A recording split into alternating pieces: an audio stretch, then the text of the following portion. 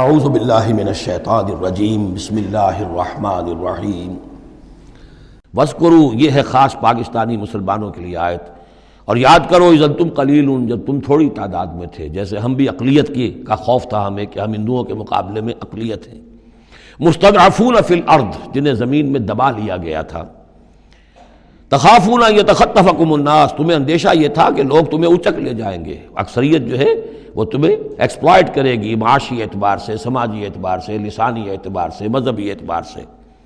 فآواکم، تو اللہ نے تمہیں پناہ کی جگہ دے دی، وأیدکم بنصرہ، اور تمہاری مدد کی ہے، خاص تائید کی ہے اپنی خاص نصرت سے، ورزقکم من الطیبات، اور تمہیں بہترین پاکیزہ رزق عطا کیا ہے، لعلکم تشکرون، تاکہ تم شکر کرو۔ یا ایھا الذین آمنوا لا تخونوا اللہ والرسول، اے اہل ایمان مت خیانت کرو اللہ سے اور اس کے رسول سے۔ ایمان کا دم بھرنا اور پھر اس کے دین کو، اللہ کے دین کو مغلوب دیکھ کر بھی اپنے دھندے، اپنے کاروبار، اپنی جائیداد، اپنی ملازمت، اپنا پروفیشن، اسی چکر میں لگے رہنا، اس سے بڑی خیانت کیا ہوگی؟ بے وفائی ہے، غداری ہے، خیانت ہے۔ لا تخونوا اللہ والرسول، اللہ اور اس کے رسول کے ساتھ خیانت نہ کرو، وتخونوا اماناتکم وانتم تعلمون، اور نہ ہی اپنی آپس کی امانتوں میں خیانت کرو۔ سب سے بڑی خیانت تو اللہ کے ساتھ خیانت ہے، سب سے بڑی وہ امانت جو اللہ نے اپنی روح تم میں پھونکی ہے، اس کا حق اگر تم ادا نہیں کر رہے ہو تو سب سے بڑی خیانت یہ ہے، جس کو کہ فرمایا گیا ہے سورہ احزاب میں، ہم نے آسمانوں پر، زمین پر، پہاڑوں پر پیش کی، ان عرضنا الامانۃ علی السماوات والارض والجبال فابین ان یحملنها واشفقن منها وحملها الانسان۔ تو بہت بڑی بڑی امانتیں تمہارے پاس ہیں، دین کی امانت ہے، قرآن کی امانت ہے، شریعت کی امانت ہے، یہ سب امانتیں محمد رسول اللہ کی۔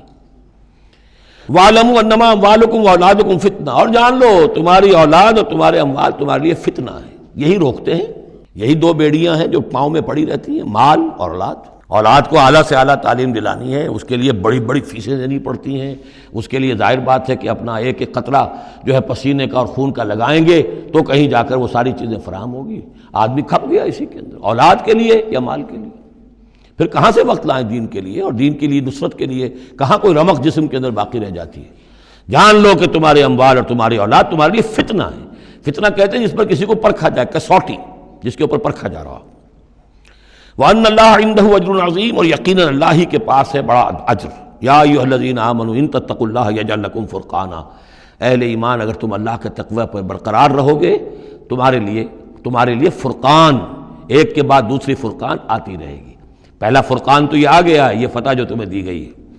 وَيُكَفِّرْ عَنْكُمْ سَيِّئَاتِكُمْ، اور یہ کہ تمہارے سے تمہاری جو کمزوریاں ہیں، برائیاں ہیں، وہ اللہ تعالیٰ دور کر دے گا۔ وَيَغْفِرْ لَكُمْ، اور بخش دے گا۔ وَاللَّهُ ذُو الْفَضْلِ الْعَظِيمِ، اللہ بڑے فضل والا ہے۔ صدق اللہ العظیم۔